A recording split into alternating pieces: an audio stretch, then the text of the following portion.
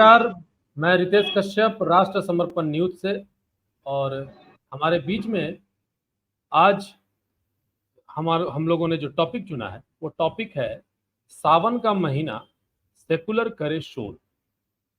आप लोगों ने गाना तो सुना ही होगा, लेकिन हमें लगा कि जब सावन का महीना आता है तो कई चीज़ें तो अच्छी दिखती हैं, लेकिन कुछ चीज़ें बुरी भी दिखती हैं।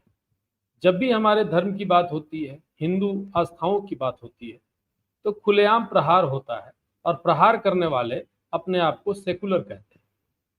तो इसी विषय पर हम लोगों के बीच खास मेहमान जुड़े हुए हैं और उनका मैं परिचय आपको दिला दूं। हमारे बीच विशेष तौर पर डॉक्टर शैलेंद्र कुमार जी हैं, जो एक लेखक हैं और बहुत बड़े विचारक हैं। कई पुस्तकें उनकी आ चुकी है और उन पुस्तकों पे भी हम बाद में चर्चा करेंगे। आज हम इनसे जानेंगे धर्म के विषय पर और समाज में कैसे हिंदू आस्थाओं पर प्रहार करते हैं सेकुलरिज्म के नाम पर। तो शैलेंद्र सर, मैं आपका अपने चैनल में स्वागत करता हूं और आप बताइए कि कैसे सावन के महीने में सेकुलर शोर करते हैं और क्यों करते हैं। सबसे पहले तो मैं आभार प्रकट करना चाहता हूं कि आपने अपने मंच पर मुझे आमंत्रित किया और आपने सही कहा कि श्रावण मास है। हमारे देश में जो महीनों के का जो क्रम है उसमें श्रावण बहुत ही पवित्र माना जाता है। जैसे कार्तिक महीना भी है, वो भी बहुत पवित्र माना जाता है। लेकिन इससे पहले कि मैं कुछ कहूँ, जगत गुरु को मैं याद कर लेता हूँ आपकी अनुमति से। तो वसुदेव सुतं देवं कंसचाणूरमर्दनं देवकी परमानंदम कृष्णं वंदे जगद्गुरुम्। मैं कह रहा था श्रावण मास का क्या महात्म्य है। तो आपको जैसा ज्ञात होगा कि कार्तिक महीना हमारे लिए बड़ा महत्वपूर्ण होता है, लेकिन श्रावण का जो मास है उसका प्रत्येक दिन महत्वपूर्ण है, पूरा महीना महत्वपूर्ण है। और इस बार और भी अच्छी बात है, और आपके लिए, हमारे लिए, हम दोनों के लिए सौभाग्य की बात है कि अधिमास है, अधिक मास है, यानी कि मास से बड़ा मास। तो ये महीना पूरा का पूरा भगवान शिव को, जो कि देवों के देव हैं, महादेव हैं, उनको समर्पित है। और उसमें जो आपने सेकुलर की बात की है, जिससे आपको थोड़ा कष्ट हो रहा है, उस ओर मैं आता हूँ। कष्ट का कारण बड़ा स्पष्ट है। यदि आप शास्त्रों का अध्ययन करते हैं तो आपको पता होगा कि इसको उत्सव कहा जाता है, उत्स कहा जाता है, या यज्ञ है, या त्योहार है, वो केवल और केवल सनातन में है। ये जो उत्सव का वातावरण बनता है वो किसी भी और संप्रदाय में नहीं है। मैंने एक लेख लिखा था जिसमें ईसावाद और मोहम्मदवाद के बारे में लिखा था कि आपको जानकर दुख होगा कि इन दोनों मजहबों में कोई त्योहार ही नहीं है।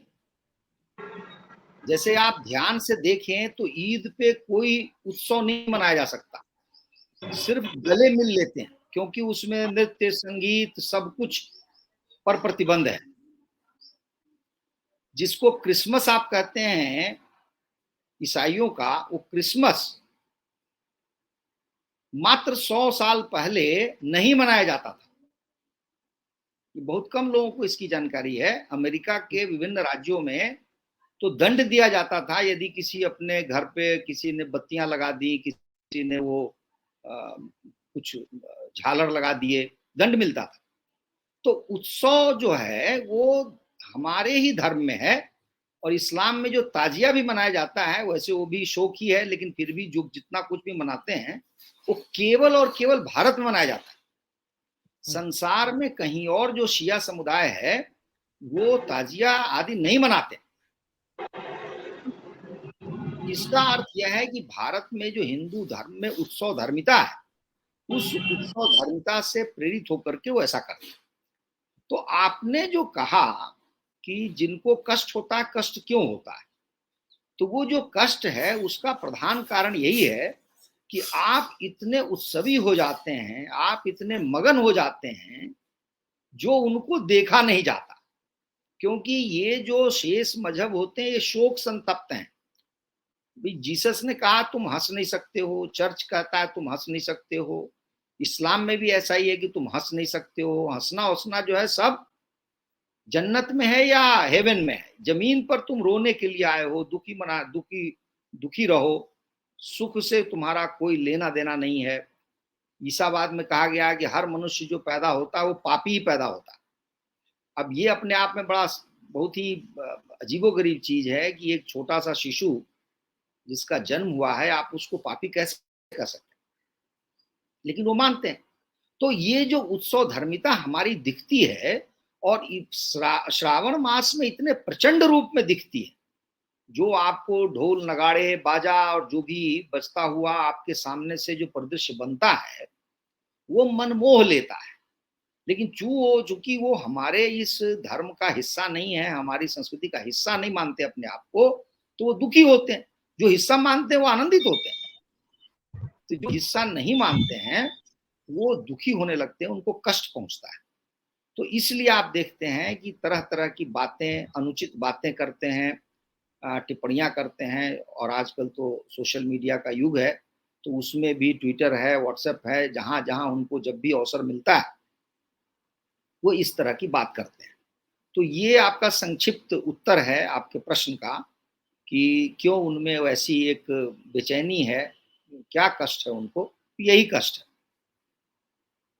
तो सर इसमें जैसे आपने बताया कि एक ईसाइयत में ईसाई रिलीजन में कि बच्चे जब जन्म लेते हैं तो वो क्या बोलते हैं कि पापी कहलाते हैं, जबकि उल्टा हमारे यहाँ है कि जो बच्चे होते हैं हम उनमें भगवान का वास देखते हैं, पहचानने का प्रयास करते हैं। तो अभी अब जैसे हम लोग बात करेंगे सावन के महीने में, कई बार ऐसे देखने को मिलता है कि जैसे ही सावन आया तो लोग जब कांवड़ उठा के जा रहे हैं, ट्विटर पे सोशल मीडिया पे देखने को मिलता है कि कैसे उन पर टिप्पणी किया जाता है कि भाई तुम पढ़ाई लिखाई क्यों नहीं कर रहे हो, तुम कांवड़ क्यों उठा रहे हो। अगर कोई पढ़ लेता, बहुत सारे लोग हैं बहुत ट्विटर पे अपने आप को बड़े बुद्धिजीवी समझते हैं, उनका कहना है कि भाई कांवड़ उठाने से बेहतर है तुम पढ़ाई कर लो। तो ये जो चीजें, इस तरीके का जो नैरेटिव बनाने का जो खेल चल रहा है, इसके पीछे कौन सी मानसिकता और क्यों करते हैं? बहुत ही अच्छा प्रश्न। देखिए उसका कारण यह है कि हम जो हिंदू समाज के लोग हैं, हम लोगों ने समय समय पर ठोस रूप से प्रत्युत्तर नहीं दिया है। यदि आप देने लग जाएं तो इनकी बोलती बंद हो जाएगी। उदाहरण के रूप में मैं बताऊं आपको कि सारे संसार में जहां जहां ईसाई रहते हैं, जब क्रिसमस का समय होता है तो चाहे वो पढ़ाई लिखाई चल रही हो या ऑफिस चल रहा हो या कुछ भी चल रहा हो, यूरोप अमेरिका आदि में 15 दिन 20 दिन 25 दिन की छुट्टी हो जाती है। तब तो कोई नहीं कहने आता कि भाई यूएन क्यों बंद है, आईएमएफ क्यों बंद है, वर्ल्ड बैंक क्यों बंद है। आपको संभवतः जानकारी होगी कि हमारे यहाँ जो शिया समुदाय है वो एक युग में जब वो हसन हुसैन वाला तजिया इन्होंने शुरू किया था तो शुरू में ये 3 दिन का होता था, फिर 10 दिन का हुआ, फिर महीने का हुआ, अब 40 दिन का होता है, उसको और भी बढ़ाया जा रहा है। तो क्या इतने दिनों के लिए आप ये काम कर सकते हैं? मुसलमान पूरे सालों भर शुक्रवार को उनको छुट्टी चाहिए या छुट्टी नहीं है तो आधे दिन के लिए गायब हो सकते हैं, कुछ भी कर सकते हैं, तब किसी की पढ़ाई नहीं बाधित होती है। ईद है तो उसमें छुट्टी चाहिए, मुहर्रम है तो उसमें छुट्टी चाहिए। मोहम्मद के जन्म का पर ये जब ये छुट्टी सरकार ने घोषित की थी पहली बार, मुझे लगता है 1989-88 में कभी हुआ था ये, तो ये बताया गया था कि मुसलमानों के देश में छुट्टी नहीं है, लेकिन भारत में फिर भी उसको किया गया। दूसरा, यदि आप संख्या की दृष्टि से देखें तो जैसे 14-15% लोग हैं मुसलमान, लेकिन उनको लगभग उतनी ही छुट्टियां मिलती जितनी हिंदू को मिलती है। तो इतना अन्याय तो संसार में कहीं और हो ही नहीं सकता। कहाँ तो 90% लोग हैं, कहाँ 10-15% लोग। तो इस तरह से हमने उनको जब टके सा जवाब दिया नहीं है, इसलिए हमें सुनना पड़ता है, अन्यथा सुनने का कोई कारण नहीं है। भाई तुमको कोई रोकने नहीं जाता, हमें क्यों रोकने जाओगे? अच्छा, कांवड़ उठाने वाला किसी को बंदूक कनपट्टी पे लगा के तो कहता नहीं कि तुम कांवड़ उठाओ। देखिए, मैं अभी हाल में ही हरिद्वार गया था, वहां से लौट के आया। अपने आप में रितेश जी ये इतना श्रम साध्य काम है और इतना कठोर कर्म है कि लोग धातु के बर्तन में 5-5 लीटर जल लेते हैं तो 10 लीटर हो गया, और इतना भारी वजन उठा के कितने किलोमीटर तक चलते हैं। पैर में आपकी चप्पल नहीं होनी चाहिए। तो आप समझिए ये कष्ट कोई क्यों उठाएगा। लेकिन ये वो समझ से उनके परे है। ऐसे ही आप शबरीमला एक मंदिर है केरल में, जिसके लिए 40 दिन की यात्रा की जाती है। काला वस्त्र पहना जाता है, पैर में कुछ भी नहीं होता, और 40 दिन तक आपको बहुत प्रकार के, जिसको कहिए कि कठोर तप करना पड़ता है। तो यह यदि किसी व्यक्ति में यह आस्था है, उसके मन में ये बात आई है कि वो करना चाहता है, तो शेष चीजें तो सेकेंडरी हो जाती है ना, उसके बाद की बातें हो जाती हैं। जैसे मैं छात्र हूं, मुझे पता है कि ये मुझे 10 दिन देने हैं, तो मैं कभी और पढ़ लूंगा। देखिए, प्रश्न हमारे देश में चलन ये है कि केवल हिंदू धर्म से ही पूछा जाता है। शेष जो संप्रदाय हैं वो प्रश्नों से परे हैं। वो प्रश्न नहीं पूछे जा सकते। वो चाहे दाएं चले, ऊपर चले, बाएं चले, उनके लिए संविधान में ही विशेषाधिकार है। तो उनसे प्रश्न नहीं पूछे जाते। प्रश्न उनसे पूछे जाते हैं जो सही तरह से उत्तर देते नहीं। इसलिए आपके सामने ये दृश्य उत्पन्न होता है।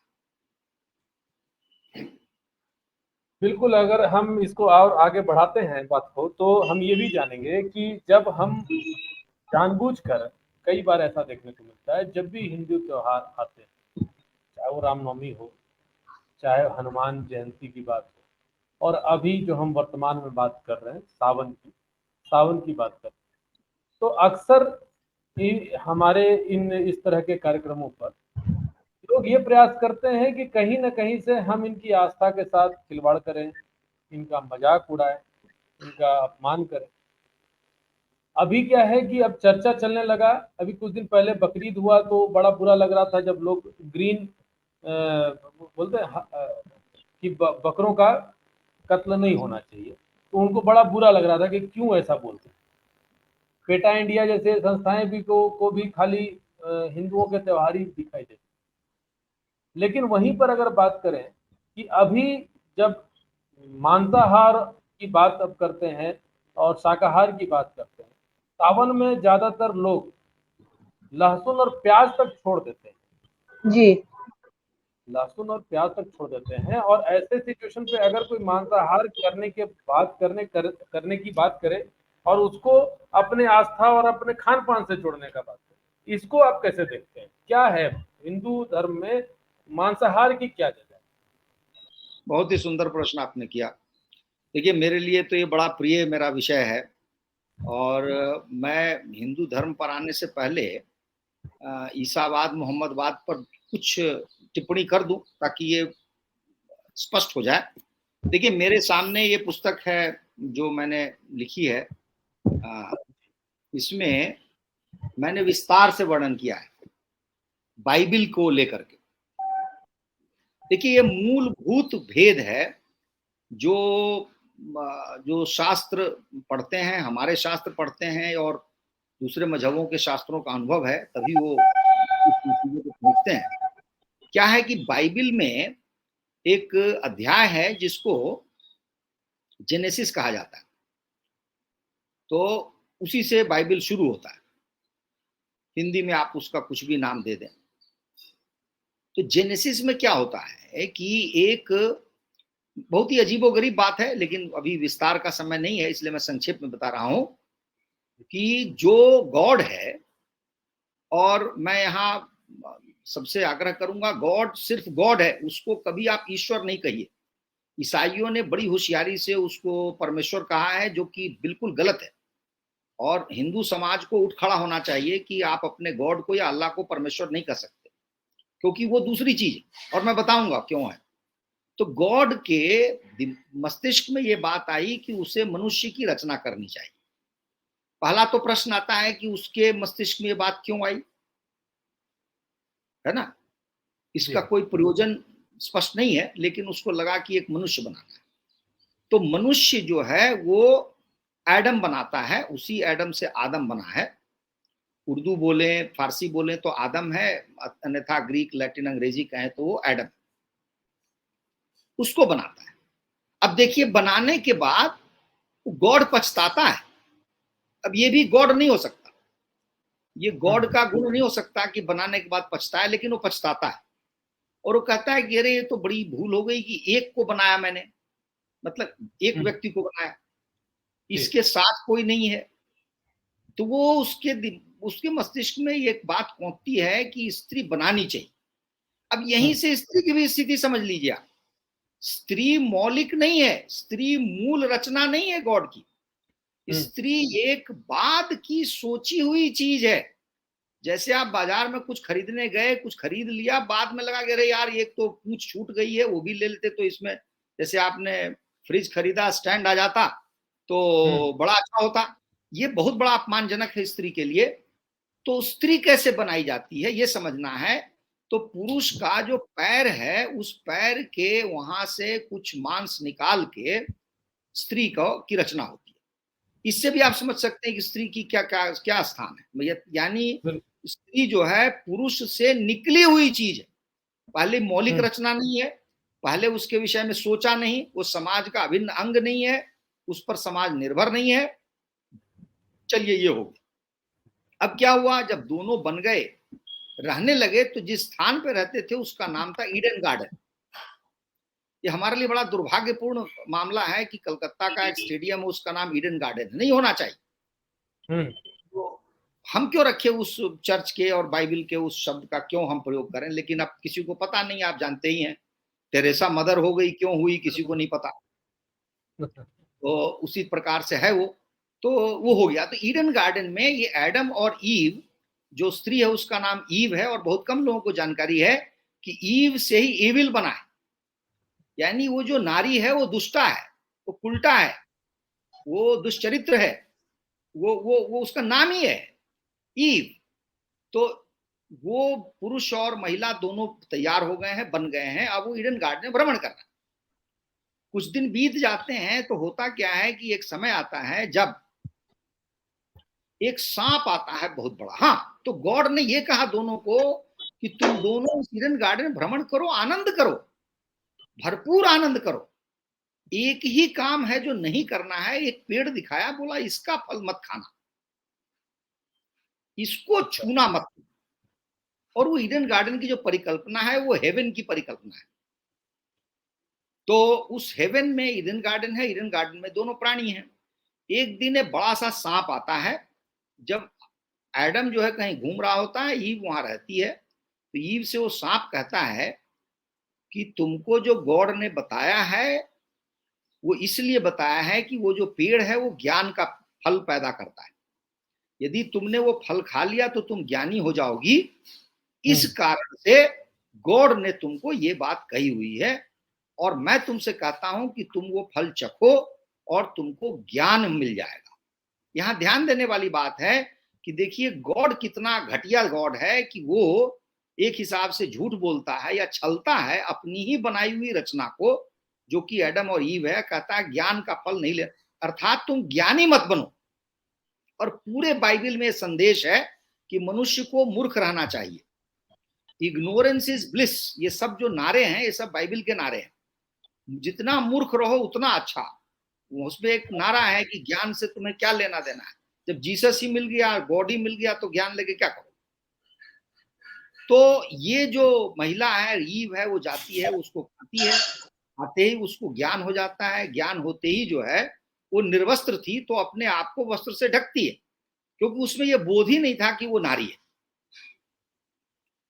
फिर जब एडम आता है तो एडम भी खाता है, उसको भी बोध होता है, उसको ही लगता है पुरुष है। तो पुरुष और नारी का बोध पहली बार उन दोनों में होता है, और उसके बाद दोनों में संपर्क संबंध होता है, और स्वाभाविक है कि उससे फिर किसी न किसी बच्चे का या संतति का जन्म होगा। तब तक गॉड पधार जाते हैं, और गॉड जो है इन दोनों को बहुत बुरी तरह डांटते फटकारते हैं। और जो सांप है उसी को वो दुष्ट कहते हैं, उसी को अंग्रेजी में सैटन और उर्दू और फारसी में शैतान कहते हैं। और यहाँ हमारे लिए ध्यातव्य है कि शैतान हमेशा गॉड पर और अल्लाह पर भारी होता है। देखिए, हिंदू धर्म में रावण कितना बड़ा दुष्ट है, कंस कितना बड़ा दुष्ट है, लेकिन उसको देवता मार देते हैं। गॉड और अल्लाह के सामने जो चुनौती है, वो चुनौती है कि शैतान आज भी है और वो कुछ बिगाड़ नहीं पाए। प्रश्न यह भी उठता है कि शैतान को किसने बनाया? गॉड है, तो वो जो है, अपर्णा जी आप म्यूट कर दीजिए।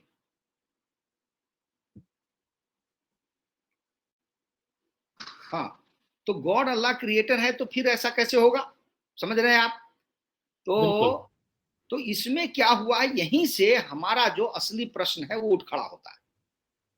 तो जब इनको गॉड बहुत नाराज हो जाता है और कहता है कि तुम इस हेवन में रहने के लायक नहीं हो, तुम दोनों पतित हो, और वो जो ईव है उसको बहुत तरह के श्राप देता है गॉड कि तुम तो हमेशा गर्भवती रहोगी तो तुम्हारे पेट में दर्द होगा, बच्चा जनोगी तो दर्द होगा, तुम्हें तुम्हारा पति मारेगा, तुमको कुचलेगा, तरह तरह की बातें जो है ना वो बहुत ही बेकार की बातें। ये मतलब गॉड बता रहा है। हाँ, गॉड कह रहा है, गॉड कह रहा है, हाँ, गॉड कह रहा है। अच्छा। इसीलिए ईसाई समाज में आपको जानकर आश्चर्य होगा कि पिछले 100 साल में ही पहली बार स्त्री को मनुष्य माना गया है, नहीं तो मनुष्य नहीं माना गया। यूरोप में कहीं भी स्त्री को वोट देने का अधिकार नहीं था, अच्छा, इसलिए तो कि ये उन्हें कब से मनुष्य आया वोट देने का अधिकार वोट लगभग? देने का अधिकार है 1920-30 के बाद से। अच्छा, उससे पहले उनको अस्तित्व में माना ही नहीं जाता था। नहीं, उनको वो भी तब आया जब कम से कम 400-500 कोर्ट में केस किया महिलाओं ने कि हमें मनुष्य माना जाए, तो कोर्ट ने ये निर्णय दिया कि हाँ तुम मनुष्य हो। ये अभी हाल की बात है, माने हमारी स्वतंत्रता से मुश्किल से 15-20 वर्ष पहले की बात। तो उनको मनुष्य नहीं माना जाता। तो चलिए, तो बात यह है कि इन दोनों को गॉड जो है लात मार के कहता है कि तुम दोनों अब इस हेवन के योग्य नहीं हो, तुम तो धरती के योग्य हो जहां हम लोग रह रहे हैं। तो लात मार के उन दोनों को इस धरती पे भेज देता है। धरती पर भेजने के क्रम में ही वो कहता है, और वो हमारे लिए बहुत महत्वपूर्ण जानना, गॉड कहता है कि पानी में तैरने वाले, जमीन पर रेंगने वाले और आकाश में उड़ने वाले जितने भी जीव हैं उनको मैंने तुम्हारे लिए बनाए हैं और तुम सबको खाओ। यह जो वाक्य है रितेश जी, मैं बता रहा हूं, इससे अधिक भयंकर, पर्यावरण विरोधी, मनुष्य विरोधी, जीव विरोधी, विश्व विरोधी वाक्य कहीं और नहीं है। ये बाइबिल का वाक्य है, जेनेसिस का। और यही कारण है कि जैसे आपने कहा कि श्रावण मास में बहुत सारे लोग, देखिए ध्यान देने वाली बात है कि मैं तो वैसे शाकाहारी हूं, मैं नहीं खाता, अपर्णा जी भी शाकाहारी हैं, जी बिल्कुल, लेकिन मैं ये भी आपने शाकाहारी। बहुत अच्छी बात कही कि जो मांसाहारी भी है वह व्यक्ति श्रावण मास में मांस से बचता है। इससे आपको क्या संदेश जाता है? संदेश यह जाता है कि सनातन धर्म में समय समय पर आपको कोई घर का बड़ा याद दिलाएगा कि आज मंगल है, आज मत खाओ, आज ये पूजा का दिन है, मत खाओ, आज ये मत खाओ। इससे क्या होता है, आपके ऊपर मनोवैज्ञानिक रूप से थोड़ी थोड़ी रोक लगनी शुरू होती है और यह आपके स्वभाव का अंग बन जाता है। आपको जी। लगता है कि सदा हर समय वो काम हम नहीं कर सकते, लेकिन बाइबिल में या कुरान में ऐसा कहीं नहीं है। न कोई दिन है, न कोई घंटा है, न कोई क्षण है, न कोई सेकंड है। अपर्णा जी, आपका ना गाड़ी की आवाज आ रही है, आप सुनिए ना, आप म्यूट कर दीजिए अपने आप को। मैंने कर दिया है अभी। अच्छा, मैंने अच्छा, अपर्णा जी कर दिया है, उनको पूरा होने दीजिए। हाँ, आपको कुछ सवाल होगा तो वो पूछ लीजिएगा, मैं हाँ। ऑन करूंगा।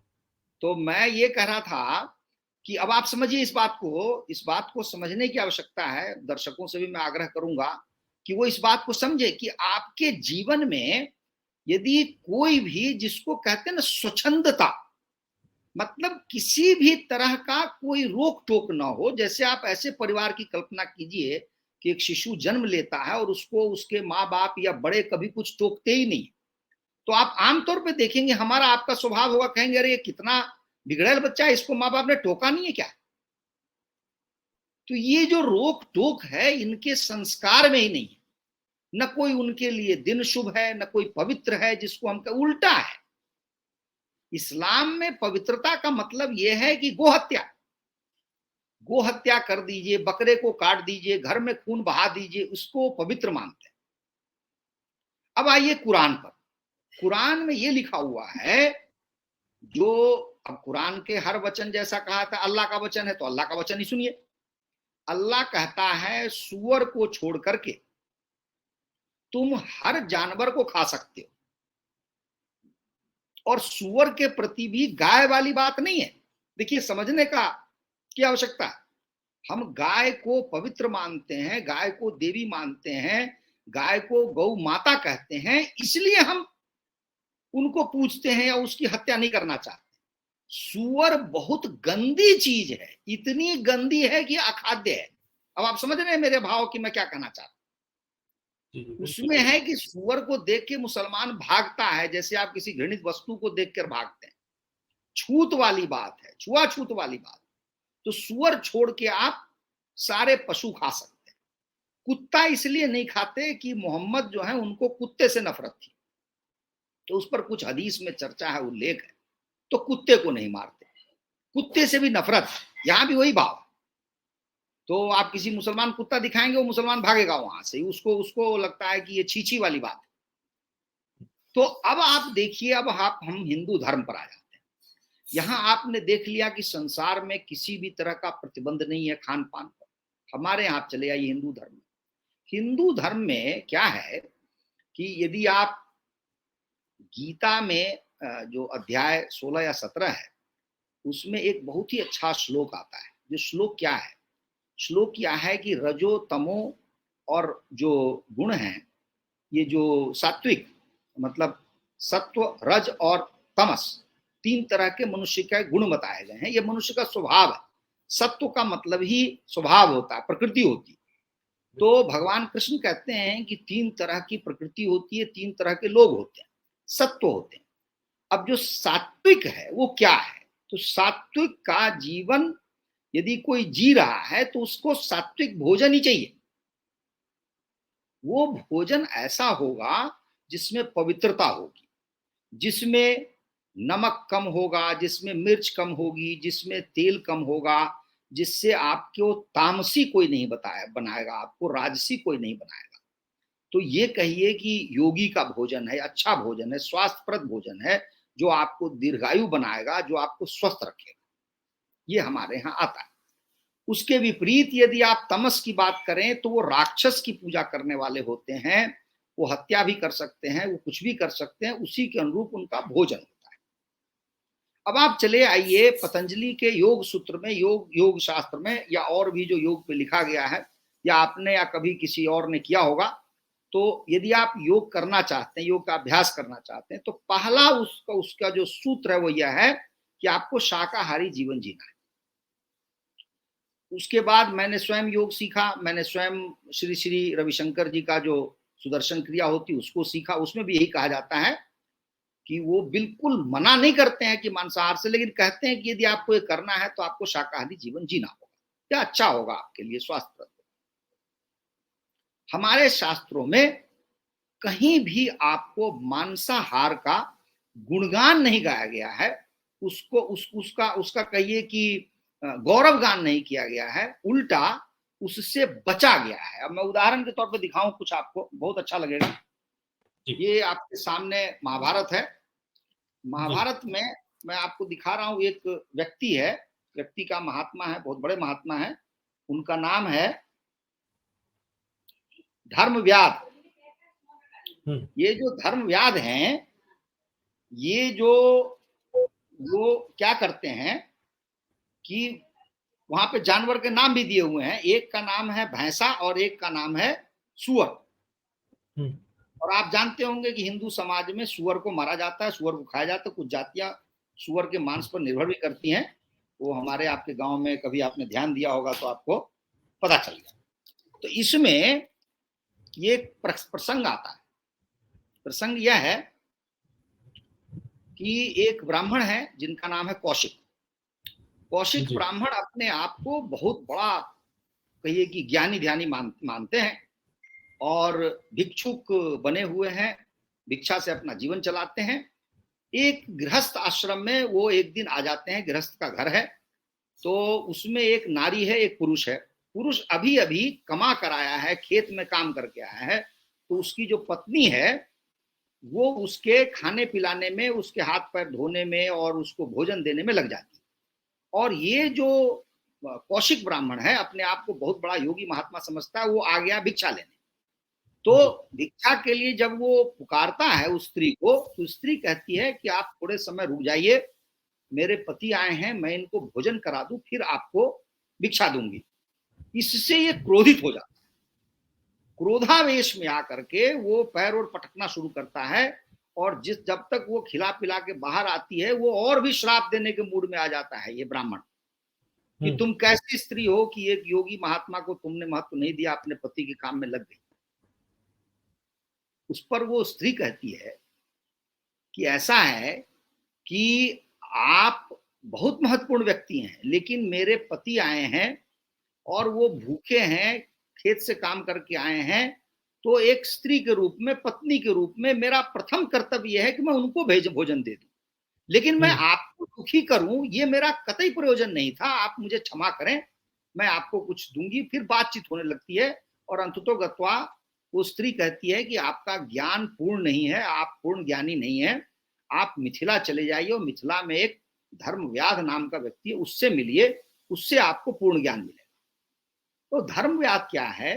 वो धर्मव्याध कसाई खाने में बैठने वाला व्यक्ति है, जो दूसरे के मारे हुए पशु के मांस को बेचता भर है। मैं ये कथा इसलिए सुना रहा हूं कि जब वो व्यक्ति अपना परिचय देता है कौशिक ब्राह्मण को, तो बचता है उसमें वो वाक्य मैं आपको दिखाना चाह रहा हूं। हाँ, मैं स्वयं किसी जीव की हिंसा नहीं करता, दूसरों के मारे हुए सूअर और भैंसों का मांस बेचता हूं, फिर भी मैं स्वयं मांस कभी नहीं खाता। अच्छा। इससे आपको स्पष्ट हो जाएगा, पूरे महाभारत में आप समझिए कि मैं कितने अध्याय पढ़ गया, तो एक बार मांसाहार का उल्लेख है, और उस उल्लेख में जो मांस बेचने वाला व्यक्ति है वो बचाव के पक्ष में, वो बच रहा है। उसने कहीं ये नहीं कहा कि मैं बहुत अच्छा काम कर रहा हूं, जैसे आज कोई कह सकता है। ठीक यही बात कालिदास के अभिज्ञान शाकुंतलम में, जब वो शकुंतला की अंगूठी मछली के पेट में चली जाती है और एक मछुआरा उस मछली को पकड़ता है और उसको राजा का सिपाही पकड़ के लाता है, तो सिपाही और कुछ लोग हैं जो रास्ते भर उसको कोसते आते हैं कि तुम्हें लज्जा नहीं आती कि तुम मछली मारते हो, मछली की जान लेते हो। वो व्यक्ति भी बच रहा है, वो कह रहा है कि मेरा क्या दोष है इसमें, हमारे तो ऐसा ही है, हमारे पिताजी ने ये किया, मैं तो कुछ नहीं करता, मैं तो पकड़ लेता हूं, मैं तो बेचता हूं। अब मैं इसलिए ये बात कह रहा हूं कि मांसाहार का गुणगान कहीं नहीं है। आप सैकड़ों हजारों पृष्ठ पढ़ लीजिए, हमारे कहीं पे नहीं मिलेगा। क्यों नहीं मिलेगा उसका कारण मैं बताता हूं, वो बहुत ही आनंददायक कारण है, आपके प्रश्न के अनुरूप है। ये जो पुस्तक है झारखंड पर, इसमें मैंने इसका विशद उल्लेख किया है। कारण क्या है? कारण यह है कि एक मिनट के लिए आप आंख बंद करके कल्पना कीजिए कि आप हिमालय की कंदराओं में बैठे हुए हैं या ऊपर कैलाश पे हैं जहां पर भगवान शिव है। तो भगवान शिव की जो सवारी है वो नंदी है, यानी बैल है। तो आप कल्पना कीजिए कि एक बैल है, नंदी है, जिस पर जो है भगवान शिव और पार्वती बैठे हुए। उनके नीचे दोनों कौन बैठेंगे? तो कार्तिकेय बैठेंगे और भगवान गणेश बैठेंगे। गणेश की सवारी जो है वो चूहा है और कार्तिकेय की सवारी मोर है। एक और चीज है कि भगवान शंकर के गले में सर्प है, सर्प की माला है, क्योंकि संस्कृत में श्लोक है तनौ सर्प जालम, सर्प का जाल आपके तन पर हो तभी उसको शिव कहते हैं, बिना सर्प के जाल के शिव नहीं बनता। उसके बाद मान लीजिए उसी समय विष्णु भगवान उनसे मिलने आए हो, देव सभा लग गई हो, तो विष्णु भगवान के का क्या है सवारी? उनकी क्या? गरुड़ है। गरुड़। इस समय देवी सरस्वती जी आ जाओ, उनका हंस है। उसी समय लक्ष्मी जी आ जाए, उनका उल्लू है। उसी समय दुर्गा जी आ जाए, उनका सिंह है। अब आप कल्पना कीजिए कि इतने सारे जो पशु हैं, और देखने वाली बात क्या है कि एक पशु दूसरे को खाने वाला है। जैसे जो मोर है उसका भोजन सर्प है, जो चूहा है वो भोजन सर्प के लिए भोजन है, और सिंह जो है यानी शेर है वो किसी को खा सकता है, बैल को भी खा सकता है। लेकिन आप देखिए कि हमारे ईश्वर को पशुपति नाथ कहा गया है। वो पशु के पति हैं, नाथ हैं। नतीजा क्या है, परिणाम क्या है कि एक भी पशु किसी दूसरे पशु पर कोई आक्रमण नहीं करता। कभी भी मोर ये नहीं कहता कि अरे तो भगवान शिव का जो इतना बलिष्ठ बढ़िया सांप है, ये तो बड़ा आनंद आएगा खाने में। अब यहां ध्यान देने योग्य बात यह है कि देव सभा में यदि सारे पशु भी अपना पशुत्व या पाशविक जो उनकी प्रवृत्ति है उसका परित्याग कर सकते हैं, तो मनुष्य क्यों नहीं कर सकता? ये सोचने वाली बात। इसीलिए मैं कह रहा हूं कि हमारे समाज में जो ये बलि है और बलि प्रथा है, यह है, ये सब बिल्कुल गलत है। इसमें शास्त्र की कोई मान्यता नहीं है। और मैंने ये पूरी कथा जो लिखी है वो रजरप्पा में ही, जो छिन्नमस्तिका मंदिर है उसी में सब कुछ देख के मैंने लिखा है। ये सब अज्ञानता है। जो अपर्णा जी का प्रश्न था, उन्होंने ऐसे ही बातचीत की थी मुझसे, उन्होंने भांग धतूरा और ये सब की बात की थी। अरे ये कितनी बड़ी मूर्खता और अज्ञानता है। भगवान शिव को नशा चाहिए क्या? आप बताइए, जो व्यक्ति सारी सृष्टि को चला रहा हो वो अपलक है, अनिमेष है, वो व्यक्ति क्या एक पल के लिए भी नशे में हो सकता है? सृष्टि कौन चलाएगा? और उनको नशा क्यों चाहिए? वो सच्चित आनंद है, उनको एक आनंद चाहिए। क्यों? क्या वो हमारी तरह नश्वर धरती पर रहने वाले व्यक्ति हैं? यह तो भगवान शिव का अपमान है। और चाहे वो मांसाहार हो चाहे नशा हो, ये सब मनुष्य का की विकृति है। और मनुष्य की विकृति इसलिए है कि मैं संक्षेप में आपको बताऊं कि 1947 के बाद से हमारे संविधान ने जो व्यवस्था की है और जैसी शिक्षा प्रणाली रही है, उसमें धार्मिक शिक्षा कहीं नहीं दी जाती। हिंदू, एक व्यक्ति हिंदू है, उसको यदि धार्मिक शिक्षा प्राप्त करनी है, एकमात्र उपाय है स्वाध्याय। कोई ऐसी संस्था नहीं है जहां वो औपचारिक रूप से जाए और सीख ले। एक ट्विटर पर बहुत ही महत्वपूर्ण प्रश्न किसी ने उठाया कि एक महिला प्रवचन दे रही थी, तो देती हैं, तो उनको बार बार लोग मिलते हैं और कहते हैं कि अरे बहुत अच्छा आपने गीता पर ज्ञान दिया था, जबकि उन्होंने ज्ञान दिया है श्रीमद् भागवत पर। तो वो अपना सर पीटती हैं कि क्या कारण है कि हमारे जो श्रोता हैं वो श्रीमद् भागवत और भगवत गीता में भेद करना नहीं जानते। तो मैंने उस पर यही टिप्पणी की कि जब तक औपचारिक रूप से हमारी शिक्षा प्रणाली का हिस्सा धार्मिक शिक्षा नहीं बनती है, तब तक यह अंतर बना रहेगा। क्योंकि कौन पढ़ाएगा आपको, कौन बताएगा आपको? तो इसलिए यह अज्ञानता है। थोड़ा सा मैं आपसे समय और लूंगा। जी। जैसे आप जानते हैं कि भारतवर्ष में जो जैन जो पंथ है, बौद्ध पंथ है या सिख पंथ है, तीनों में ही शाकाहार को परम उद्देश्य बताया गया, परम उद्देश्य। बिल्कुल, हाँ, बिल्कुल। और सबसे अच्छी बात है कि एक सिख फेथ पर मेरे सामने पुस्तक है, ये बहुत ही प्रसिद्ध पुस्तक है। इस पुस्तक में बड़े ही महत्वपूर्ण शब्द हैं। एक का नाम है गुरुमुख और दूसरे का नाम है मनमुख। गुरुमुख का मतलब होता है गुरु की ओर आपका ध्यान होना, गुरुन्मुख कह सकते हैं इसको, गुरुमुख कहा गया। दूसरा शब्द है गुरुसिख, जो गुरु का शिष्य हो, गुरुसिख हो। और मनसुख कहा गया, आप मन के सुख के लिए जो काम कर रहे हैं, जिसको अंग्रेजी में कहते हैं वर्ल्डली प्लेजर। तो इसमें कहा गया है कि जो मांसाहार है उसके, ये तो अंग्रेजी में पुस्तक लिखी हुई है जिसमें कहा गया मांसाहार कार्डिनल सिन है।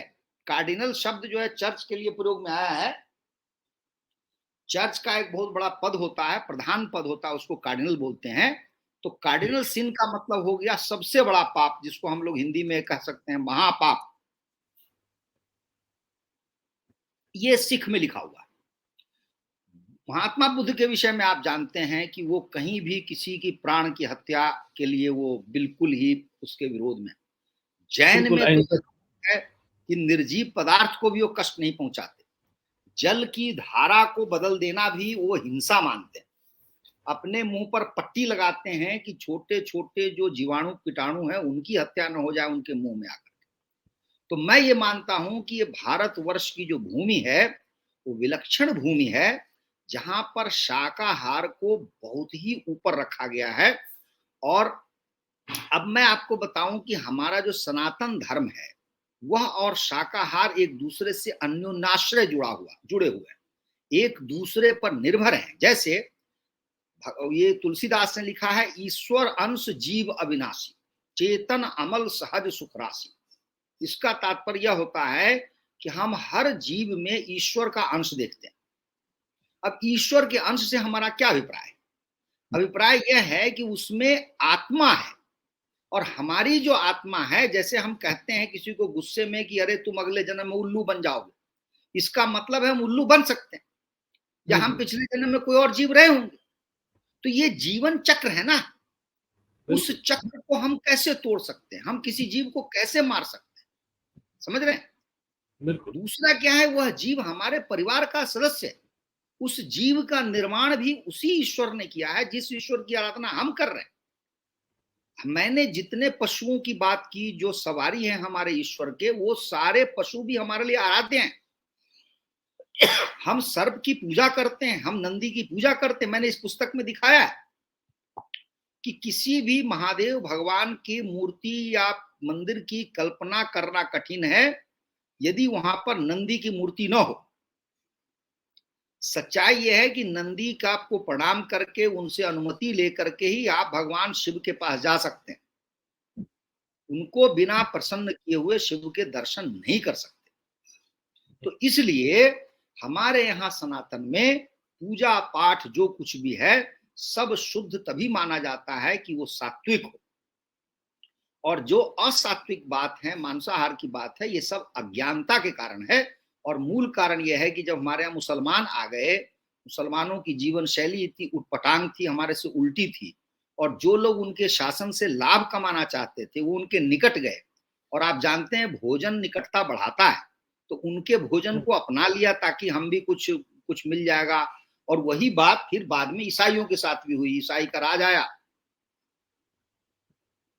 जो हमारे समाज के लोग थे, चाहे वो ब्राह्मण हो, चाहे वो राजपूत हो, चाहे वो कास्ट हो, ये जो तीन हमारे समाज की जातियां हैं इनकी अधिक निकटता रही है। और इनमें मांसाहार और उसी तरह सुरापान या शराब इनका भी प्रचलन हुआ। तो इसलिए हमारे धर्म में हमारे लिए आवश्यक यही है कि आप जो काम कर रहे हैं इसी तरह का काम लोग करें, तो आप देखेंगे कुछ ही वर्षों में पूरा परिदृश्य बदल जाएगा। इतना अधिक शाकाहार का गुणगान होगा। और स्वास्थ्यप्रद है सो अलग। मैंने अपनी पुस्तक में उल्लेख किया है कि डायबिटीज बीमारी हो, मधुमेह हो, तो उसमें शाकाहार ही सर्वोत्तम आहार है जो आपके शरीर को स्वस्थ रखता है।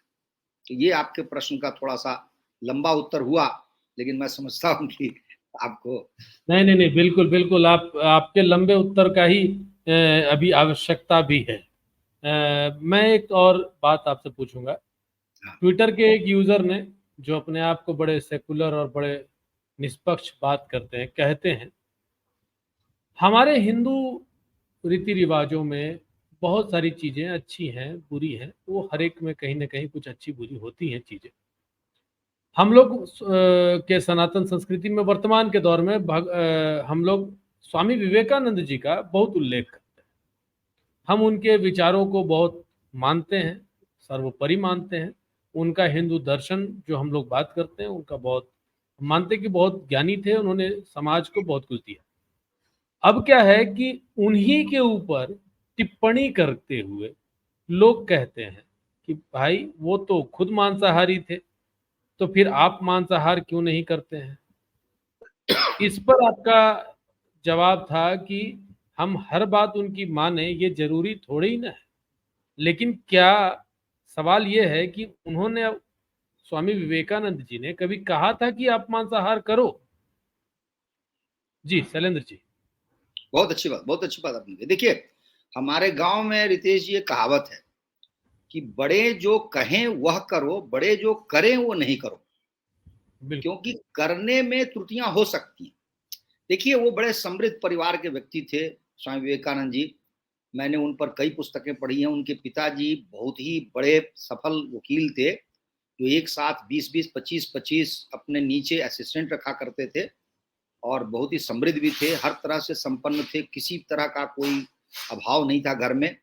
उस घर में जो मछली खाने की परंपरा थी वो खा रहे थे। तो जो व्यक्ति बचपन से जिसको जैसा स्वभाव बन गया, आदत बन गई है, और अल्पायु में ही उनका निधन भी हो गया।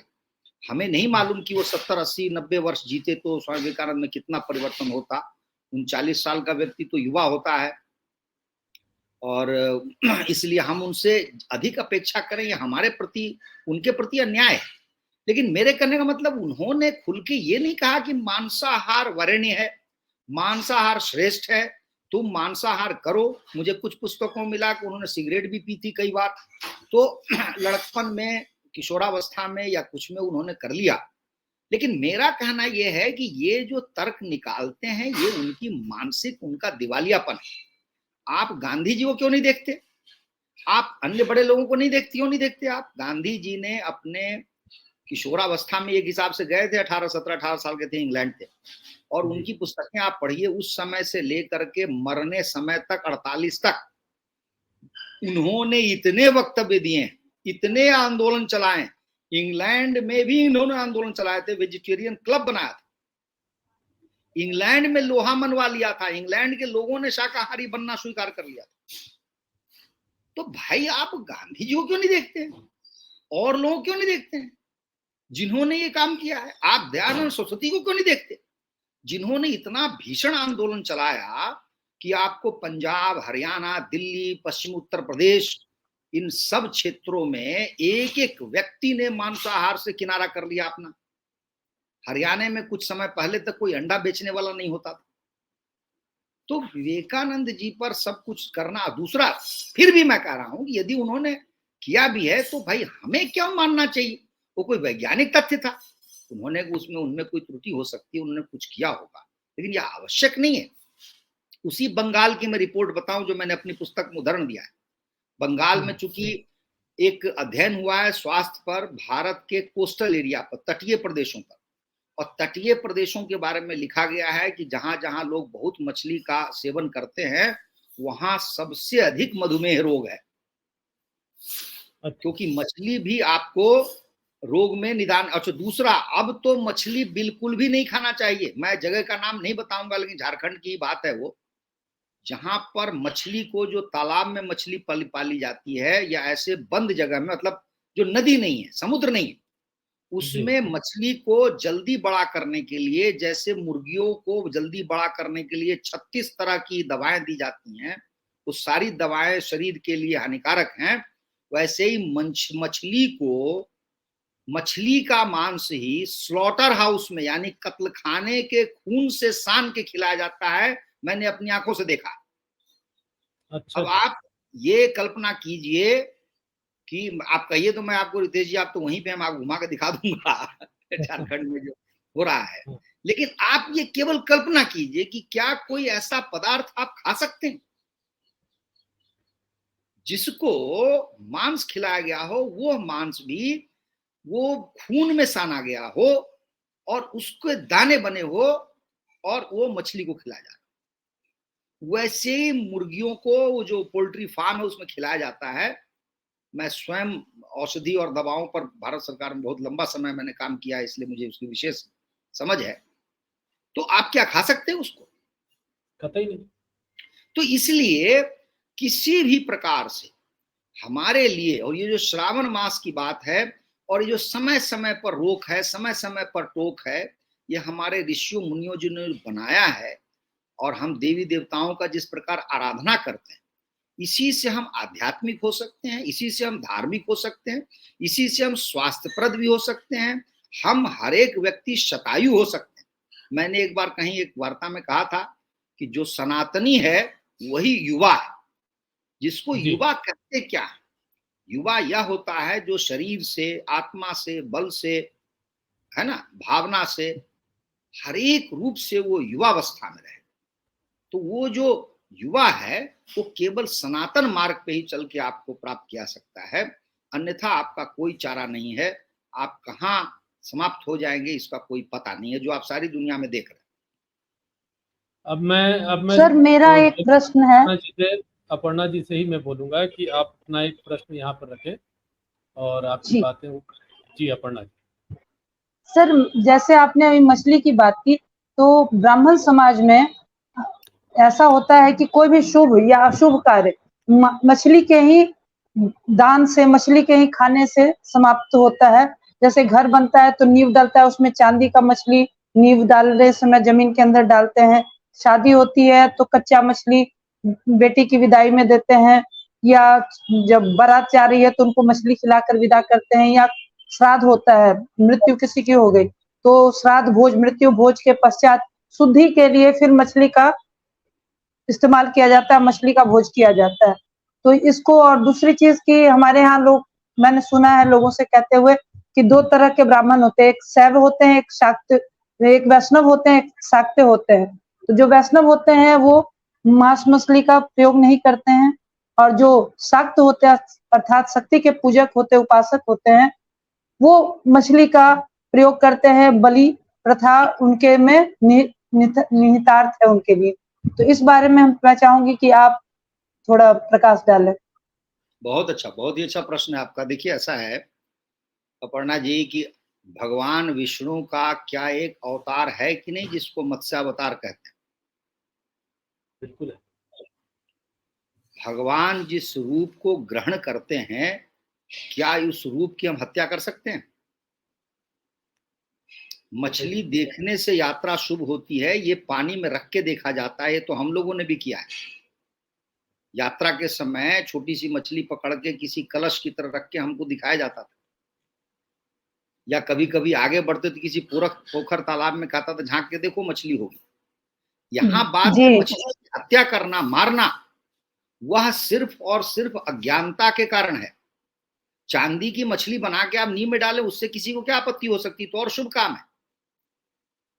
हमारे देश में आपको मैं बताऊं, कम से कम 10-20 राजा हुए हैं या 25 राजा हुए हैं, सबके जो झंडे हुए हैं, राज्य ध्वज है, उस पर मछली का निशान है। जी हाँ, दरभंगा महाराज जो मिथिला के राजा थे और बड़े संपन्न राजा थे, आप जानते ही हैं उनके बारे में। उनके भी, उनका तो चिन्ह ही, उनका जो स्टाम्प है उसमें भी मछलियां दोनों तरफ से बनी हुई है। यूपी के भी स्टेट पुलिस के उसमें मोहर में 2 मछलियां दोनों तरफ से बनी हुई हैं। बिल्कुल बिल्कुल। तो इसलिए ये जो करते हैं ब्राह्मण, शिव और शाक्त कुछ भी हो जाइए, आप हैं तो सनातनी ना। और हिंदू धर्म में एक और विशेषता, ऐसा कोई शाक्त नहीं है जो शक्ति पूजा करता हो वो क्या विष्णु भगवान को नहीं मानता? अरे हमारे तो रास्ते में सब मंदिर मिलते रहते हैं। हम भगवान शिव को मानते हैं, हम भगवान हनुमान जी को मानते हैं, हम राम जी को मानते हैं, क्योंकि भगवान के ही तो अलग अलग रूप है। वो जब भगवान शिव ने स्वयं कहा भगवान राम के लिए कि भाई आप हमारे आराध्य हैं, रामेश्वरम की स्थापना हो रही थी, तो इसका मतलब है एक ही है ना। रामचरितमानस पढ़िए तो पूरी कथा ही शिव और पार्वती के बीच का संवाद है। तो इसलिए जो करते हैं वो बिल्कुल ही अनुचित कार्य करते हैं, वो सनातन विरोधी काम करते हैं। कहीं भी हमारे शास्त्रों में शक्ति पूजा या शाक्त पूजा के नाम पर इन चीजों की अनुमति नहीं है। मैंने शास्त्र में कहीं नहीं देखा है। और ये जो कहावत है, पीने वालों को पीने का बहाना चाहिए, वैसे ही खाने वालों को खाने का बहाना चाहिए। ज्ञान शून्यता है। अरे आप कल्पना कीजिए कि आप बलि देते हैं, बलि से ईश्वर कभी प्रसन्न हो सकता है? अरे आपने उसके बच्चे को मार दिया, ईश्वर कैसे प्रसन्न होगा? भाई जितनी मेहनत से आपका निर्माण किया ईश्वर ने, उतनी मेहनत से तो उस बकरे को बनाया या मछली को बनाया है। मैंने तो इस पुस्तक में लिखा स्पष्ट रूप से, अपर्णा जी कभी समय मिले तो पढ़िएगा। मैंने लिखा है जितनी लोगों को जानवरों को, चाहे मुसलमानों ने मारा हो, ईसाइयों ने मारा हो, हिंदुओं ने मारा हो, उनकी आहें जमा हो रही हैं और वो सब आहें किसी न किसी रूप में निकलेंगी। आज देखिए संसार में मुसलमान कहीं सुखी नहीं है। उसका कारण है जब करोड़ों बकरों को काट देते हैं, निर्दोष जीवों को, तो कहीं ना कहीं तो कर्म फल आएगा। आज 50% जो ईसाई हैं वो विकसित देशों में ईसाइयत छोड़ चुके हैं। क्यों छोड़ चुके हैं? इसीलिए छोड़ चुके हैं। ऐसी ऐसी घिनौनी बातें बाइबल में डाल दी गई और इतना पर्यावरण विरोधी कर दिया गया उसको कि तुम जिसको भी चाहो खाओ। ये कैसी बात है जो बाइबल में लिखी है? तो और मैंने कहा ना कि हमारी जो बलि वगैरह है उसको बल मिला है इस्लाम से। जब वो बकरा खाने लगे उधर के लोग, तो आपको तो बहाना चाहिए था ना समाज में साबित करने के लिए, क्योंकि आपके माँ बाप तो अनुमति देते नहीं मांस खाने के लिए। तो आपने बहाना बना लिया कि नहीं फला देवी प्रसन्न हो जाएंगी, फला बाबा प्रसन्न हो जाएंगे यदि हम उनको बकरा चढ़ा देंगे। तो ये हिंदू समाज में उधर से आया है, अन्यथा इसका कोई प्रयोजन नहीं है। और किसी भी जीव की हत्या सनातनी कोई करे, मेरे लिए कल्पना से परे है। जैसे आपने बताया एक बात कि ईसावाद में या इस्लामिक स्क्रिप्चर में कुछ चीजें लिखी हैं, वो कुत्ते से नफरत करते थे इसलिए हमने कुत्ते से नफरत करना शुरू कर दिया, उन्होंने वहाँ पे ये चीजें लिखी है वर्जित है, उसने वर्जित कर दिया। तो कहीं ना कहीं वही मानसिकता वो हमारे ऊपर थोपना चाहते हैं कि आपके नज़र में जो अच्छे लोग हैं, जिनकी जो हम जिनको सम्मान देते हैं, लाइक स्वामी विवेकानंद जी हो गए या अन्य लोग हो गए या अन्य देवी देवता की बात करें कि उनका खान पान रहन सहन का वो तुलना करते हैं। तो विषय ये है कि सनातन धर्म उनकी अच्छी चीज़ों को लेता है, उनके उनके खुद के किए गए कर्मों को नहीं लेने का प्रयास करता है, जबकि जो उनमें से जो निचोड़ करके जो एक निचोड़ होता है वो लेने का प्रयास करता है। शायद आप यही बताना चाहते हाँ, हाँ बिल्कुल। वैसे देखिए इस्लाम में, और आपने बड़ा अच्छा शब्द का प्रयोग किया, वर्जित, वही मैं कर रहा हूं, वर्जित, निषेध, ये जो शब्द हैं ये हमारे शब्दकोश में हैं। मैंने कहा ना सुबह से शाम तक हमारे घर में, हमें भी, हम बड़े हो गए तब भी यदि हमारे पिताजी जीवित हैं या कोई जीवित है तो वो टोक टोक करेगा कि नहीं ये काम तुम नहीं करो। जैसे आपने लहसुन प्याज कहा, आप देखिए लहसुन प्याज कोई अपराध तो नहीं है। ऐसा नहीं है कि आपने कोई जीव हत्या भी नहीं की, लेकिन फिर भी आप उसको निषेध मानते हैं। तो मेरा कहना है देखिए मनुष्य जीवन निषेध और वर्जना से चलता है। मनुष्य जीवन ऐसा नहीं है कि उसको वो खुली छूट मिल जाए, जो मर्जी वो करे तो वो सारा सत्यानाश कर देगा। समाज में जिसको आप स्वच्छंदता कहते हैं वैसा कुछ नहीं होता है, और यदि होता है तो विनाश लीला उत्पन्न होती है। इसीलिए कभी सोमवार को मना किया जाता है, कभी मंगलवार को मना किया जाता है, और हम लोगों का लालन पालन ऐसे ही होता है। धीरे धीरे हमें आदत हो जाती है कि नहीं ऐसा होना चाहिए, मंगलवार को ये काम नहीं करो। तो ठीक है आप मांसाहारी भी हैं, तब भी आप में निषेधात्मक ये बात आती है, आप में एक वर्जना का भाव उत्पन्न होता है। वहां ऐसा नहीं है। जैसे गॉड ने कहा तुम जाओ, जमीन पर रेंगने वाले, हवा में तैरने वाले, पानी में तैरने वाले, हवा में उड़ने वाले, सबको खा जाओ। अब वहां पर किसी पशु में ऐसा भी नहीं कहा यार इस पशु को छोड़ दो, ऐसा नहीं लिखा। जैसे यूरोप में बर्फ बहुत पड़ती थी तो वो अपने ही घोड़े को काट के खा जाते थे, हैं। और वो जनरली कच्चा मांस खाते थे, क्योंकि वहां तो आग जलाना भी मुश्किल था। जब आपके यहाँ इतनी ठंड पड़ रही हो, बर्फ पड़ रही हो, तो आग कहाँ जलाएंगे आप? तो इनको आदत हो गई। कोई भी आप, जिसको कोलंबस कहते हैं, जब अमेरिका गया था वो ढूंढने खोजने, जो कहते हैं कि रूट खोजने, तो उसमें वो काफी लंबे समय तक नाव में था। नाव में जीवित चूहे को खाता था, क्योंकि थोड़े दिन में उसका खाना खत्म हो गया। तो वैसे उसने अपना जीवन जिया। तो आप देखिए वहां वर्जना नहीं है, वहां पर यह है कि जीवन को जीने के लिए जो कुछ भी सामने आ जाए तुम खा जाओ। मैंने संसार का भ्रमण किया है, आप अपने देश से पूरब जाएं तो वहां सांप, केकड़ा, मेढक, सब कुछ खाते हुए लोग मिल जाएंगे। और आजकल एक फैशन चला है ऑक्टोपस को खाना। ऑक्टोपस जो बड़ा सा विशाल होता है वो नहीं, छोटा, उसका एक बेबी ऑक्टोपस होता है। तो बेबी ऑक्टोपस जो है वो ऐसे लेते हैं, उसको विनेगर में डालते हैं और उसको लेके मुंह खोल के और कंठ में डाल देते हैं। और मुझे कई लोगों ने बताया कि ऐसे खाते हैं।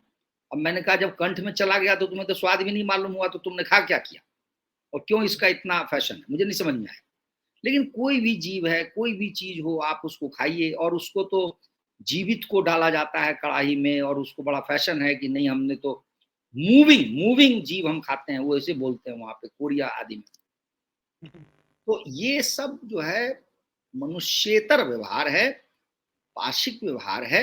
और सबसे बड़ी बात यह है कि आपको जानकारी होनी चाहिए कि जो फल हम खाते हैं 2-3 घंटे में पच जाते हैं, सब्जियां खाते हैं वो 6 घंटे में पच जाती है, अन्न खाते हैं तो 8-10 घंटे पच जाती है, मांस खाते हैं तो वो उसके बियॉन्ड जाता है, उसके और आगे जाता है, 15, 16, 17 कुछ भी घंटे हो सकते हैं। लेकिन क्या 16 घंटे हम प्रतीक्षा करते हैं कि यदि किसी ने सुबह मांसाहार किया हो और कहा कि नहीं आप 16 घंटे बाद में खाऊंगा? ऐसा नहीं होता।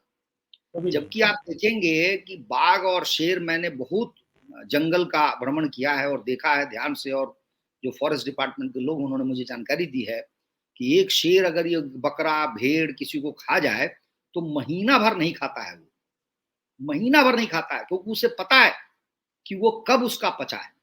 लेकिन मनुष्य सवेरे मांस खाएगा, फिर दोपहर को भी खाएगा, फिर शाम को भी खाएगा, तो उसका परिणाम यह होता है कि उसकी आंतों में एक परत जमती है और धीरे धीरे वो पहले अल्सर बनता है, बाद में कैंसर बनता है। इसी का नाम है कोलोन कैंसर। और सर्वाधिक कैंसर जो पीड़ित जो लोग हैं वो कोलोन कैंसर से ही पीड़ित, और उसका प्रधान कारण जो है मांसाहार। तो ऐसा नहीं है कि मैं केवल सनातन के लिए बोल रहा हूं। और यदि आप स्वस्थ रहना चाहते हैं, यदि आप चाहते हैं कि रोग मुक्त जीवन जिए, और मैं व्यक्तिगत रूप से इसको महसूस करता हूं, मुझे अनुभूति होती है क्योंकि मैं शाकाहारी हूं और ऐसा जीवन जीता हूं, तो मुझे लगता है कि मैं इनसे दूर। कोरोना हुआ, इतना लंबा चौड़ा कोरोना था, लेकिन मैं काम करता रहा, मुझे भगवान की दया से नहीं हुआ कोरोना। और मैं कोई ये जो बाहर की दवा है वो भी नहीं खाता हूं, उसकी आवश्यकता ही नहीं महसूस होती। आप जब बीमार होंगे तभी तो दवा खाएंगे ना। तो इसलिए शरीर को स्वस्थ रखने के लिए भी आवश्यक है। और श्रावण मास का, और आपने जिससे आरंभ किया था, मैं आप सब लोगों से कहूंगा कि इसका भरपूर आनंदमय उत्सव मनाना चाहिए। ये ईश्वर प्रदत्त ऐसा मास है जो शिव का है, शिव की आराधना करते हैं। मैं स्वयं प्रत्येक सोमवार को उपवास करता हूँ, सालों भर वैसे करता हूँ, लेकिन श्रावण मास में और आनंद आ जाता है। वो कीजिए, शिव के भजन कीर्तन कीजिए, जितना कर सके उतने आनंद का विषय है। वो सच्चिदानंद है। आपके लिए आनंद के लिए उससे बढ़ के कोई ईश्वर नहीं है, उससे बढ़ के कोई आराधना नहीं। तो ये यदि करें तो श्रावण मास बहुत ही अच्छा फलदायी होगा। शाकाहारी जीवन जिए, सात्विक जीवन जिए, पवित्र जीवन जिए, समाज के लिए आप आदर्श बनेंगे, तो अपने आप हमारा सनातन जो है वो पूरे विश्व में छा जाएगा। सब इसका गुणगान करेंगे, क्योंकि सफलता आपके हाथ आएगी ना। आप सफल हैं सनातनी, तो सभी आपके पीछे पीछे आएंगे। तो अब हम लोगों का पूरा सेशन 1 घंटे का हो चुका है। तो हमारे बीच अपर्णा जी अगर हैं तो एक बार अपनी बात करें। अपर्णा जी, लगता है कि उनका, अपर्णा जी हैं? मेरी आवाज आ रही है? आवाज आ रही है, आपकी इमेज नहीं आ रही है। हाँ ठीक है, आप क्या कुछ बोलना चाह रही हैं? हम लोग समापन की ओर चलेंगे। जी जी सर, सर ने बहुत अच्छी बात कही। और सारी जो संशय थी, जैसे शिव को नशा से जोड़ते हैं कि अगर शिव के जगह पर अगर हम जाते हैं, केदारनाथ जाते हैं, बाबा धाम जाते हैं, देवघर कहीं भी जाते हैं, तो वहां पर हम नशा लेना शुरू करते हैं। लोग इस चीज को बड़ा अच्छा कहते हैं कि शिव जी तो नशा करते थे, और शिव जी का नाम लेकर नशा भांग धतूर खा के, पता नहीं कई जगह तो अब बियर और शराब भी मिलने लगी है शिव जी को चढ़ाने के लिए। तो वो सब चीज जो है ये विभत्स रूप है और पाखंड है, जिसको अलग अलग लोगों ने, अलग समुदाय से लोगों ने सीखा है, और अपनी पाश्विक प्रवृत्ति को, अपने अंदर की जो नकारात्मक सोच है उसको धर्म से जोड़कर उसको उसकी तुष्टि के लिए ये किया है। तो आगे मैं सर से ही कहना चाहूंगी कि आप हमारे चैनल पर पहली बार आए, हम चाहेंगे कि आप इस तरह के विषयों के बड़े जानकार हैं, बड़ी सारी आपने किताबें लिखी हैं, अध्ययन किए हैं, तो ऐसे विषयों को लेकर हम चाहेंगे कि आप हमारे चैनल पर थोड़ा समय दिया करें। और आज आप आए, इसके लिए आपका बहुत बहुत आभार। सर आप अपनी बात कहे कुछ हमारे दर्शकों से। हाँ, नहीं, आपके प्रश्न का उत्तर मैंने संक्षेप में दिया था। देखिए, ये जो कुछ भी नशा है कुछ है, हमारे ईश्वर का इससे कोई लेना देना दूर दूर तक नहीं है। और मैंने सिद्ध भी किया, बताया भी, ईश्वर को कभी नशे की आवश्यकता हो सकती है क्या? आप सोचिए, हैं, जो इस पूरे ब्रह्मांड का रचयिता है, क्या वो नशे में धुत हो जाएगा? ये सब अकल्पनीय है, ये सब मूढ़ता है, अज्ञानता है।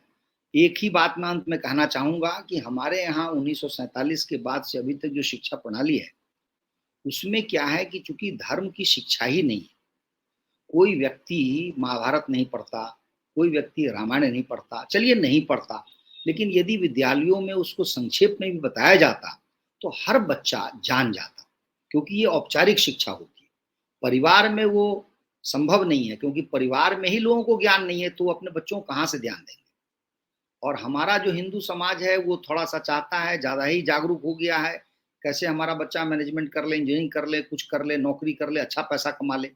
मैं ये उम्मीद करता हूं कि आने वाले समय में अब जो अगली पीढ़ी है वो चूंकि धन धान्य से संपूर्ण हो रही है, पूर्ण हो रही है, तो उनको ये अवकाश मिलेगा कि नहीं, ठहरो, देखो कि हम कहाँ से आए थे, हमारा समाज कितना उज्जवल था, और अब हमें केवल पैसा नहीं देखना है, हमें धर्म देखना है, हमें अध्यात्म देखना है। आध्यात्म शब्द पर भी मैं एक बार कह दूं एक वाक्य के लिए कि ये जो मांसाहार है उसका सीधा संबंध आध्यात्म से है। आध्यात्म का अर्थ होता है कि मेरी आत्मा, आपकी आत्मा या रितेश जी की आत्मा से जुड़ जाए। एक कथा है कि स्वामी विवेकानंद आ रहे थे कलकत्ता से उत्तर प्रदेश की तरफ ट्रेन से, तो वो योगी थे, महात्मा थे, अकेले आ रहे थे और उनके पास भोजन भी नहीं था, सन्यासी भोजन लेके नहीं चलता है जी।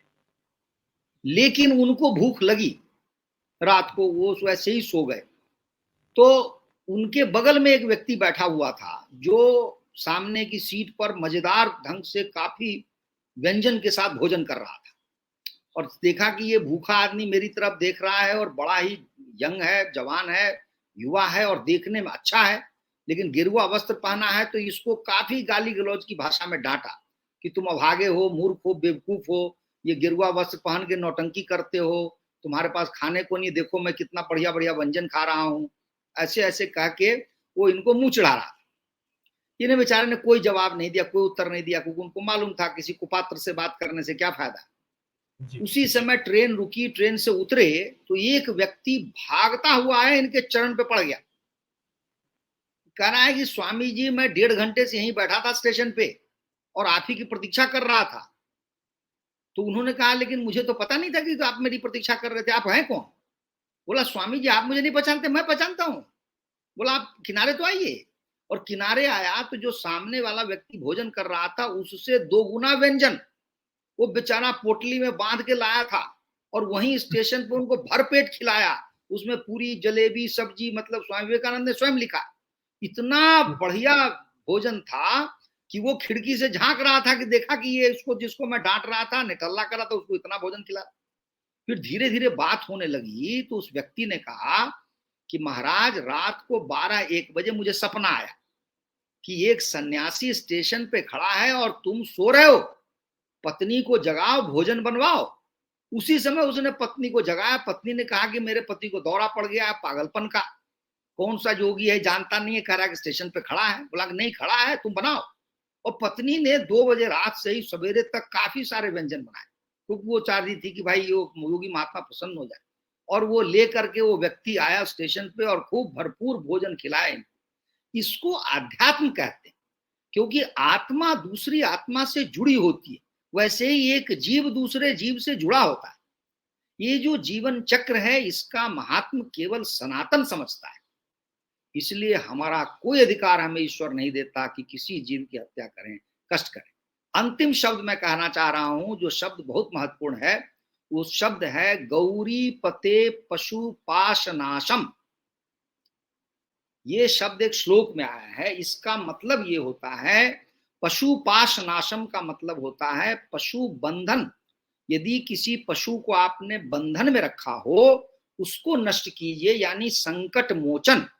तो गौरी पते हो गए शिव, शिव की परिभाषा है ये, शिव की उसको कहते हैं, शिव वो हैं जो गौरी के पति हैं, यानी पार्वती के पति हैं, और वो पशु को बंधन से मुक्त करते हैं। बंधन से अभिप्राय है कष्ट से। तो आप सोचिए, जो ईश्वर किसी पशु के कष्ट को नहीं सह सकता वो उसकी हत्या को सहेगा? ये सारे नरक में जाएंगे। ये गजेड़ी भगेड़ी धथुड़ी वाले जो भी हैं, बलि पला करने वाले, बकरा खाने वाले, मुर्गी, इनको कोई जो है नारकीय जीवन होगा अवश्यंभावी। बिल्कुल, आपने बहुत विस्तार से चीजों को रखा और मैं अब समापन के साथ एक अपनी बात रखूंगा कि अक्सर मांसाहार करने वालों को जीवन के बाद उसको नर्क मिलेगा, ये तो जीवन के बाद की बात है।